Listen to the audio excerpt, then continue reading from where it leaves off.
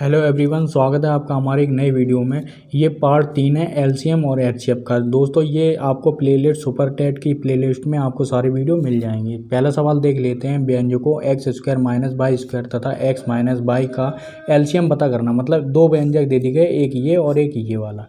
ठीक है ना दोस्तों, उसी तरीके से करेंगे जिस तरीके से हम लोग किसी संख्या का निकालते हैं। ठीक है ना। तो जैसे मान लीजिए एक संख्या ये हम लोगों ने यहाँ पे लिख दी x square minus y square. इसके हम लोग गुणनखंड करेंगे। गुणनखंड का मतलब ये एक तरीके का सूत्र है, तो इस सूत्र को हम लोग तोड़ देंगे।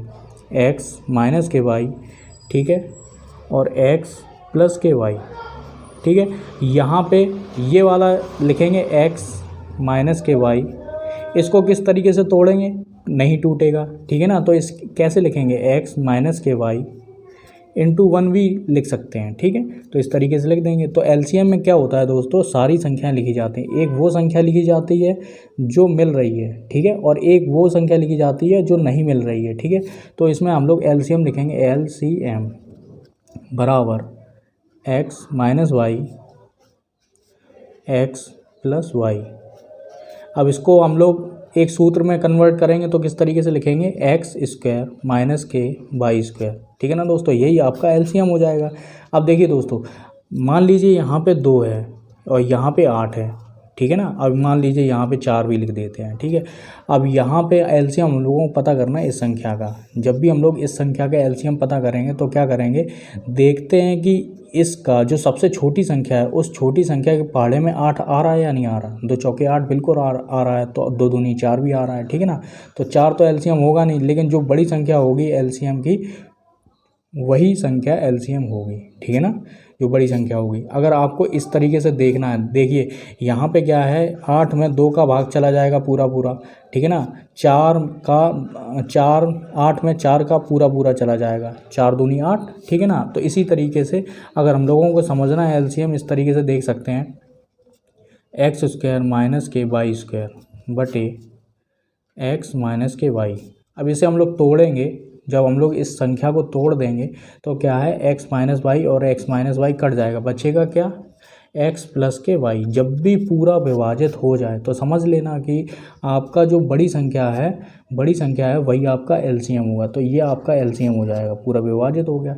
ठीक है ना दोस्तों। तो और इसमें एक और बात समझ लेते हैं, ये 2 4 8 है। अब मान लीजिए इसी का एचसीएफ पता करते हैं, एचसीएफ, तो जो सबसे छोटी संख्या है वो आपका एचसीएफ हो जाता है। ठीक है ना। तो यहाँ पे अब हम लोग दूसरा सवाल देख लेते हैं। इस तरह के सवाल में जब भी ऐसा सवाल आ जाए तो सीधा सीधा है, वह छोटी छोटी संख्या आ रहा है तो समझ लेना एलसीएम निकालना है। ठीक है ना। छोटी या कम से कम ऐसा कुछ लिख के आ रहा है, और जब भी ऐसा लिख के आए कि अधिक से अधिक या फिर बड़ी से बड़ी, तो समझ लेना एचसीएफ। तो इसका क्या है, एलसीएम निकल के आएगा।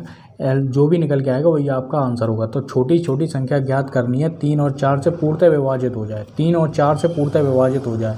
तो देखिए दोस्तों, वो जो संख्या आएगी ना उसमें क्या है, 3 और 4 से आराम से भाग चला जाएगा, विभाजित मतलब भाग चला जाएगा। ठीक है ना। तो इसमें सबसे पहले हम लोग क्या करेंगे, सीधा सीधा सिंपल सा है, इसका हम लोग एलसीएम निकाल लेंगे, 3 और 4। ठीक है, तो 3 एकम 3 और 4 को इसी तरीके से लिख देते हैं।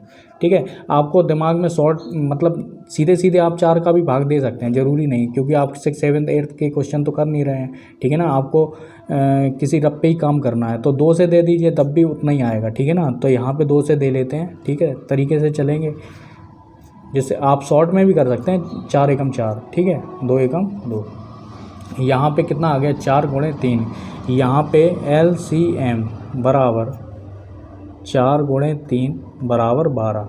क्या कहा गया है इसमें, वह छोटी छोटी संख्या ज्ञात करो, वह छोटी से छोटी संख्या ज्ञात करो जो 3 और 4 से पूर्णतः विभाजित हो जाए। अब ये क्या है, इसमें 3 से भी भाग जा सकता है, इसमें 4 से भी भाग जा सकता है। ठीक है ना।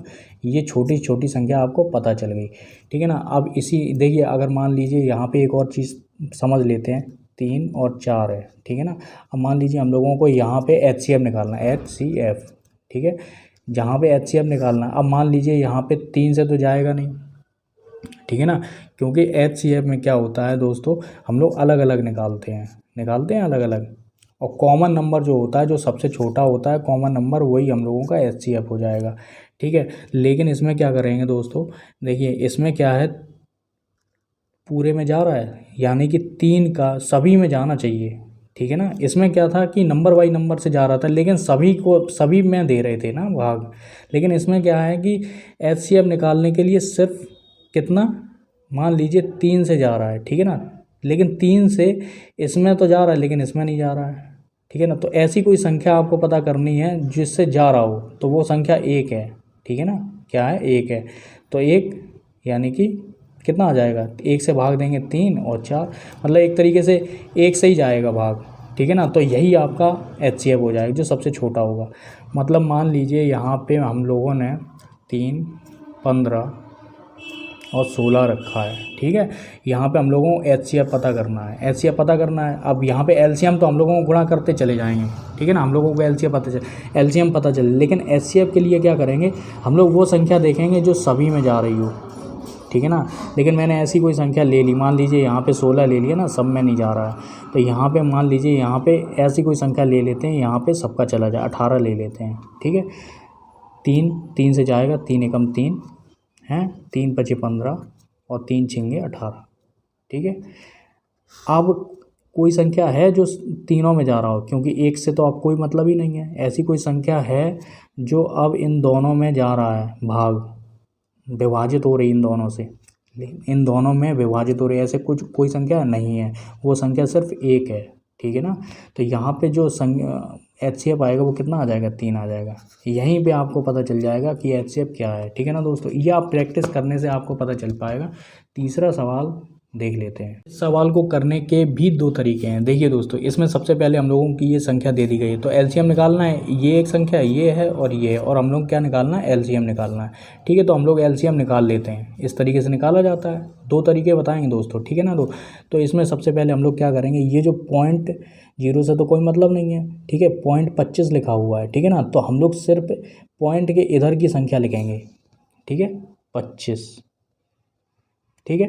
यहाँ पे क्या लिखा है, 0.5 लिखा हुआ है, यानी कि हम लोग यहाँ दशमलव के 2 संख्याओं तक लिखा जाता है जनरली, ठीक है ना। तो हम लोग क्या करेंगे कि यहाँ पे 50 लिख देंगे, यहाँ पे क्या है 75 लिख देंगे। अब हम लोग इसमें भाग देते चले जाएंगे, सभी में जो भी जा रहा है एलसीएम जैसे निकाला जाता है। 5 से देंगे, 5 25, ठीक है, ये 10 बार जाएगा, ठीक है।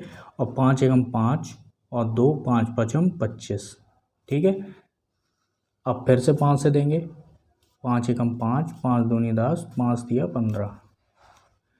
2 से देंगे, 2 एकम 2, 3 से देंगे, 1 1 और 1, यानी कि 3 एकम 3। अब यहाँ पे एलसीएम कितना आ गया, एलसीएम 5 गुणे 5 गुणे 2 गुणे 3, 5 25, 25 दूनी 50 गुणे 3, 50 15, यानी कि 150। यह आपका क्या हो गया, एलसीएम हो गया, ठीक है ना। इतना क्या हो गया, एलसीएम हो गया। अब यहाँ पे दशमलव कितनी संख्याओं के बाद हम लोगों ने लगा था, 2 संख्या, यानी कि 2 संख्या, यानी कि यहाँ पे 0 मान लेंगे, इसी तरीके से लिखा था। तो 2 संख्या के बाद दशमलव लगा, यहाँ पे 2 संख्या के बाद दशमलव लगा, तो यहाँ पे भी हम लोग 2 संख्या के बाद दशमलव लगा देंगे। तो यही आपका एलसीएम हो जाएगा, आंसर हो जाएगा दोस्तों, ठीक है ना। तो अब यहाँ पे एक दूसरा तरीके की बात कर लेते हैं कि जैसे मान लीजिए यहाँ पे 0.25 है, ठीक है, यहाँ कॉमा लगा देंगे, 0.50 है, यानी कि मान सकते हैं कि 5 लिख दीजिए, जितनी संख्या उतनी लिखिए, ज़रूरी नहीं 50 है, ठीक है। अब यहाँ पे कितनी संख्या है, 0.75 है। अब हम लोगों को करना क्या है कि यहाँ से दशमलव को हटाना है, यहाँ से क्या करना, दशमलव को हटा देंगे तो यहाँ पे दशमलव हट गया, ठीक है। मान लीजिए यहाँ पे हट गया, 2 अंक तक है, तो यानी कि 2 0 बढ़ाएंगे, यानी कि 100 लिखेंगे। यहाँ पे दशमलव हटाएंगे तो कितना, 1 0 बढ़ाएंगे, यानी कि 10 लिखेंगे। यहाँ से दशमलव हटाएंगे, फिर से 100 लिखेंगे, ठीक है। यहाँ पे अब जो संख्या आ रही है तो 25/100 आ रही है, 5/10 आ रही है और 75/100 आ रही है। तो 25 चौके 100, ठीक है। यहाँ पे कितना आ रहा है, 5 दूनी 10, ठीक है। अब यहाँ पे जो संख्या आ रही है ये क्या, 75 लिखा हुआ है, यानी कि 25 से दे देंगे, ठीक है। 25 एकम 25, 25 दूनी 50, 25 दिया 75। यहाँ पे 25 से देंगे, 25 चौको 100, कौन सी संख्या बन के आई दोस्तों, 1/4 आई, कॉमा 1/2 आई और कॉमा 3/4 आई। अब हम लोगों को निकालना बहुत सरल है। पिछले वीडियो में मैंने आपको बताया था कि ये भिन्न आ गई। अब इस भिन्न का हम लोग एलसीएम निकालेंगे। जब भी एलसीएम निकालेंगे तो जो बात है वो हम लोग अपनी ऊपर रखते हैं बात, तो फिर जो बात हम लोगों को कहनी है, पता करनी है, वो क्या ऊपर रखते हैं, ठीक है ना। तो यहाँ पे 1/3 का एलसीएम बटे 4/2/4, ठीक है, का HCF इस तरीके से निकालते हैं। आपको पता है किस तरीके से निकालते हैं, ठीक है ना, क्योंकि आपको ये सवाल बता चुके हैं तो आप सीख गए होंगे, ठीक है। तो इसमें क्या है, एलसीएम निकालना है। एलसीएम में सारी संख्याएं ली जाती हैं, तो यानी कि यहाँ पे सारी संख्याओं का एलसीएम कितना, बड़ी संख्या आ जाएगी, यहाँ पे 3 हो जाएगा। एचसीएफ निकालेंगे तो एचसीएफ में सबसे छोटी संख्या निकालते हैं, देखते हैं, तो यानी कि 2 के पहाड़े में 4 भी आ रहा है, तो जो सबसे छोटी संख्या होगी वो 2 हो जाएगी, ठीक है ना। तो यहाँ पे इसका भाग देंगे तो 1.5 आ जाएगा, ठीक है। यहाँ पे आप 0 बढ़ा सकते हैं अगर आपके ऑप्शन में है तो 1.5 आ गया, यही आपका आंसर हो जाएगा दोस्तों, ठीक है। अब यहाँ पे हम लोग चौथे सवाल की बात कर लेते हैं। इस वाले सवाल में देखिए दोस्तों, एक ये संख्या दे दी गई है, एक ये संख्या दे दी गई है और एक ये संख्या दे दी गई है, और इसका हम लोग मासापा निकालेंगे यानी एचसीएफ निकालेंगे। तो बहुत ही सरल है। मान लीजिए यहाँ पे हम लोगों ने a² लिखा, b की घात 4 और c की घात 6, ठीक है। अब इसी के नीचे जो नीचे है उसी के नीचे सब कुछ लिखते चले जाएंगे। b के नीचे b यानी कि b की घात 3, ठीक है, c की घात 8 और a की घात 4, ठीक है। इसी तरीके से इसमें मिलान करेंगे, a की घात 8, b की घात 6 और c की घात 2, ठीक है ना। अब यहाँ पे एक बात याद रखना, एचसीएफ में छोटी घात देखते हैं, छोटी घात देखते हैं। अब एलसीएम में बड़ी घात देखते हैं, एलसीएम में बड़ी घात देखते हैं, ये आप लिख लीजिए, ठीक है ना। अब यहाँ पे देखिए छोटी घात, अब ये मिलान हो रहा है, ठीक है, ये भी मिलान हो रहा है, ये भी मिलान हो रहा है। अब इसमें छोटी घात कौन सी है, छोटी घात है a², इसमें देखिए छोटी घात कौन सी है, BQ, ठीक है, b की घात 3। अब इसमें छोटी घात कौन सी है, c का स्क्वायर, ठीक है। यहाँ सॉरी दोस्तों, यहाँ पे ये नहीं लगेगा, ठीक है, यही आपका आंसर हो जाएगा, ठीक है ना दोस्तों। ऑप्शन में आएगा, आप आराम से छोटी घात देखनी है, बस मिलान करना है। आधार होता है, ये घात होती है, ठीक है ना। आधार का मिलान होता है तो आधार ये भी मिल रहा है, ये भी मिल रहा है। अब इसमें घात देखनी है, जो छोटी होगी वही आपका आंसर हो जाएगा, ठीक है ना दोस्तों। अब 5वां सवाल देखते हैं। लगभग इसी तरीके के सवाल हम लोगों को पहले सवाल में देखने को मिला था। देखिए दोस्तों, इसमें सबसे पहले एचसीएफ निकालना है। एक ये संख्या दे दी गई है, एक ये संख्या दे दी गई है, ठीक है ना दोस्तों। अब यहाँ पे ये देखते हैं सूत्र कौन सा बन रहा है, ठीक है ना। तो यहाँ पे हम लोग गुणनखंड करेंगे एक तरीके से, ठीक है। तो x² माइनस के x, ठीक है, गुणनखंड करेंगे तो किस तरीके से होगा, देखिए इसमें भी x है, इसमें भी x है। तो सबसे पहले तो x को हटा देते हैं, मतलब कॉमन है उसको अलग कर देते हैं। तो x को हम लोगों ने कॉमन कर दिया, ठीक है। जब कॉमन है तो बाहर आ जाएगा, तो बाहर आने का मतलब है एक तरीके से हम लोग भाग दे देंगे। तो यहाँ पे 2x हैं, तो एक x यहाँ लिख दिया, तो यहाँ पे कितना x बचा। या फिर आप भाग दे के देख लीजिए, x² बटे x, यहाँ पे देख लीजिए x² बटे x, यहाँ पे 2x है तो 1 से 1 कट गया, ठीक है ना। यहाँ पे 2x कैसे, x और x कोई तो लिखते हैं ऊपर, स्क्वायर का मतलब, ठीक है, बटे x, 1x कट गया, बचा कितना, 1x बचा। अब यहाँ पे x माइनस के 1, ठीक है, x से x का भाग दिया तो कितना आ गया, 1 आ गया। तो ये हम लोगों के गुणनखंड हो गए एक तरीके से, ये एक तरीके से गुणे का चिन्ह हो जाएगा। अब यहाँ पे ये वाली संख्या है x² माइनस के 1। अब 1 पे किस तरीके से क्या करेंगे, देखिए एक सूत्र है ये, x² माइनस के 1 का स्क्वायर। क्या हम लोग इस संख्या को इस तरीके से लिख सकते हैं, बिल्कुल लिख सकते हैं। तो इसको कैसे, क्या हो गया, एक सूत्र बन गया x माइनस के 1 x प्लस के 1, ठीक है। अब हम लोग इसमें मिलान करेंगे।